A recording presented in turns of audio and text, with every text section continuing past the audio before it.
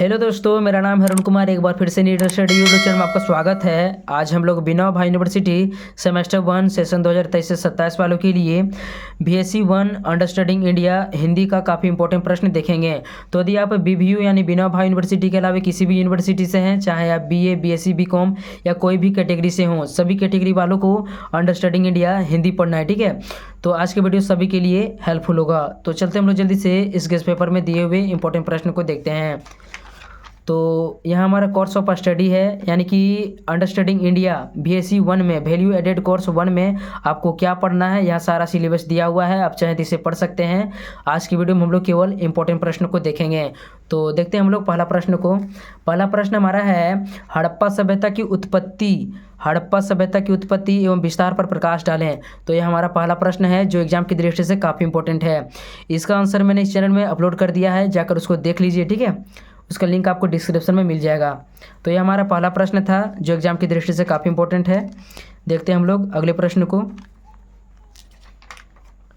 तो अगला प्रश्न हमारा ऋग्वैदिक कालीन से संबंधित है, इसको देखते हैं। अगला प्रश्न है ऋग्वैदिक कालीन भारत की राजनीतिक, सामाजिक, आर्थिक एवं धार्मिक अवस्थाओं का वर्णन करें। इसके अलावा आपके एग्ज़ाम में उत्तर वैदिक कालीन भारत की राजनीतिक, सामाजिक, आर्थिक एवं धार्मिक अवस्थाओं के बारे में भी आ सकता है। तो दोनों प्रश्नों में एक प्रश्न आपके एग्ज़ाम में ज़रूर जाएगा। ठीक है, इसको नोट कर लीजिए आप। तो यह हमारा दूसरा प्रश्न था। देखते हैं हम लोग अगले प्रश्न को। अगला प्रश्न हमारा है वर्धमान महावीर के जीवन एवं शिक्षाओं का उल्लेख करें। वर्धमान महावीर के जीवन एवं शिक्षाओं का उल्लेख करें। तो इसका भी आंसर आपको इस चैनल में मिल जाएगा। इसके अलावा आपके एग्ज़ाम में महात्मा बुद्ध के जीवन और शिक्षाओं के बारे में भी आ सकता है। ठीक है, तो दोनों प्रश्न एग्जाम की दृष्टि से इम्पोर्टेंट है, तो इसको देख लीजिए। देखते हैं हम लोग अगले प्रश्न को। अगला प्रश्न हमारा है सनातन धर्म पर एक निबंध लिखें। सनातन धर्म पर एक निबंध लिखें। तो यह भी इम्पोर्टेंट है, इसको देख लीजिए जल्दी से। ठीक है, देखते हैं हम लोग अगले प्रश्न को। अगला प्रश्न हमारा है स्वतंत्रता आंदोलन में महात्मा गांधी की भूमिका का वर्णन करें। स्वतंत्रता आंदोलन में महात्मा गांधी की भूमिका का वर्णन करें। तो इसका भी आंसर इस चैनल में आपको मिल जाएगा। ठीक, मतलब मैंने जितना भी इम्पोर्टेंट प्रश्न था पहले वाले सेशन में मैंने बता दिया था। ठीक है, तो वही सारा प्रश्न इसमें दिया हुआ है, आप भी देख लीजिए जल्दी से, ताकि आपका भी एग्ज़ाम अच्छे से निकल जाए। देखते हैं हम लोग अगले प्रश्न को। अगला प्रश्न हमारा दिया हुआ है भारतीय स्वतंत्रता संग्राम में सुभाष चंद्र बोस के योगदानों का मूल्यांकन करें। तो यह भी काफ़ी इंपॉर्टेंट प्रश्न है। इन सभी का आंसर इस चैनल में मैं जल्द से जल्द लाने का प्रयास करूंगा। ठीक है, देखते हैं हम लोग अगला प्रश्न। अगला प्रश्न हमारा है बिरसा आंदोलन पर संक्षिप्त निबंध लिखें। बिरसा आंदोलन पर संक्षिप्त निबंध लिखें। तो इसको देख लीजिए, यह भी इंपॉर्टेंट प्रश्न है। देखते हैं हम लोग अगले प्रश्न को।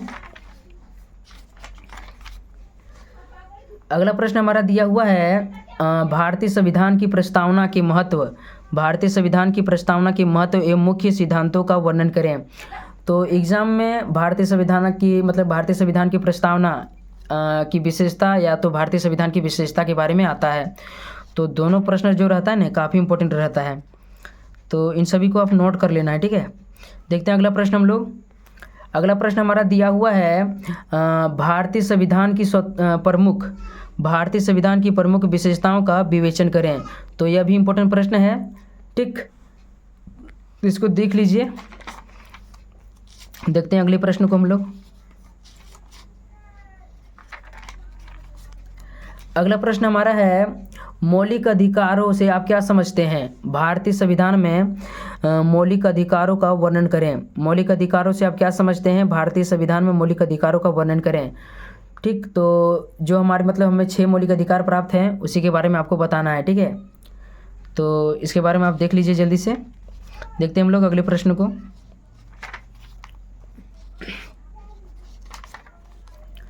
अगला प्रश्न हमारा है महात्मा गांधी के अहिंसा संबंधी विचारों का उल्लेख करें। महात्मा गांधी के अहिंसा संबंधी विचारों का उल्लेख करें।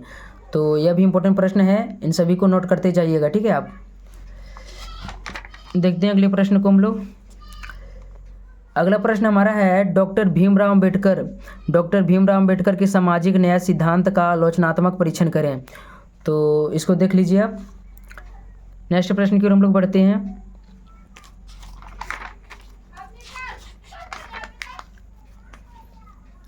अगला प्रश्न हमारा दिया हुआ है, भारत को धरातलीय स्वरूपों के आधार पर विभाजित कीजिए तथा किसी एक विभाग के धरातलीय स्वरूप का विश्लेषण कीजिए। तो इन सभी को नोट करते जाइएगा आप, ठीक है। नेक्स्ट प्रश्न को हम लोग देखते हैं। अगला प्रश्न हमारा है, भारत को जलवायु प्रदेशों में विभाजित कीजिए और प्रत्येक की विशेषताओं का वर्णन कीजिए। भारत को जलवायु प्रदेशों में विभाजित कीजिए और प्रत्येक की विशेषताओं का वर्णन कीजिए। तो भारत की जलवायु से रिलेटेड आपके एग्जाम में प्रश्न आ सकता है, तो इसको ध्यान में रखना है आपको। नेक्स्ट प्रश्न को हम लोग देखते हैं। अगला प्रश्न हमारा है, भारत के प्रमुख प्राकृतिक वनस्पतियों का संक्षिप्त वर्णन करें। भारत के प्रमुख प्राकृतिक वनस्पतियों का संक्षिप्त वर्णन करें। तो इसके अलावा आपके एग्जाम में भारत के मतलब कौन कौन प्रकार है या भारत में किस प्रकार के वनस्पति पाए जाते हैं, इससे भी प्रश्न आ सकता है, ठीक है। तो इसको भी ध्यान में रखना है आपको। देखते हैं हम लोग नेक्स्ट प्रश्न को। अगला प्रश्न हमारा है, भारत में जनसंख्या वृद्धि की प्रवृत्ति की विवेचना करें। भारत में जनसंख्या वृद्धि की प्रवृत्ति की विवेचना करें। तो इसमें जितना सारा भी प्रश्न दिया हुआ है, यदि आप उनको अच्छी तरह से पढ़ लेते हैं तो आपका एग्ज़ाम अच्छे से निकल जाएगा, ठीक है। तो इसको देख लीजिए। देखते हैं हम लोग अगला प्रश्न। अगला प्रश्न हमारा है, प्रव्रजन देशांतर की परिभाषा दें एवं इसको प्रभावित करने वाले कारकों की व्याख्या करें। यानी कि प्रव्रजन और देशांतर से मतलब प्रवास से है, तो प्रवास की परिभाषा देना है और इसको प्रभावित करने वाले कौन कौन से कारक हैं उसके बारे में बताना है, ठीक। यहाँ थोड़ा घुमा फिरा कर प्रश्न दिया हुआ है, तो इससे डरना नहीं है, ठीक है। प्रवास के बारे में आपको बताना है और इसके मतलब प्रभावित करने वाले कौन कौन से कारक हैं उसके बारे में। देखते हैं हम लोग नेक्स्ट प्रश्न को। तो अगला प्रश्न काफ़ी भी इंपॉर्टेंट प्रश्न है, इसको देखते हैं।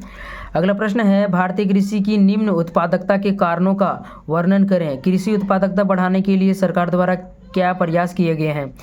तो भारतीय कृषि की मतलब निम्न उत्पादकता यानी कि कम उत्पादन क्यों हो रहा है, ठीक है, और भारत सरकार ने इसके उत्पादन को बढ़ाने के लिए क्या क्या उपाय किए हैं उसके बारे में भी बताना है, ठीक।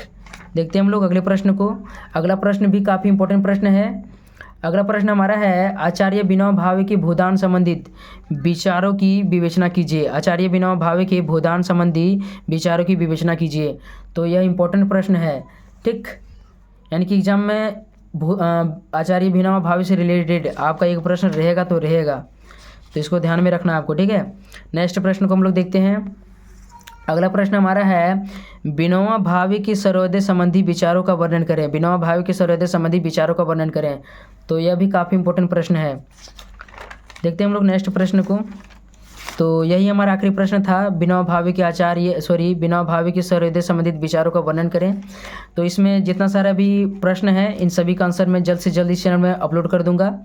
बाकी वीडियो अच्छा लगा हो तो एक प्यारा सा लाइक कर दीजिए और अगला वीडियो किस पर बनना चाहिए यह भी कमेंट करना। तो चैनल में तो चैनल को जल्दी से सब्सक्राइब कर दीजिए। मिलते हैं नेक्स्ट वीडियो में, तब तक के लिए धन्यवाद।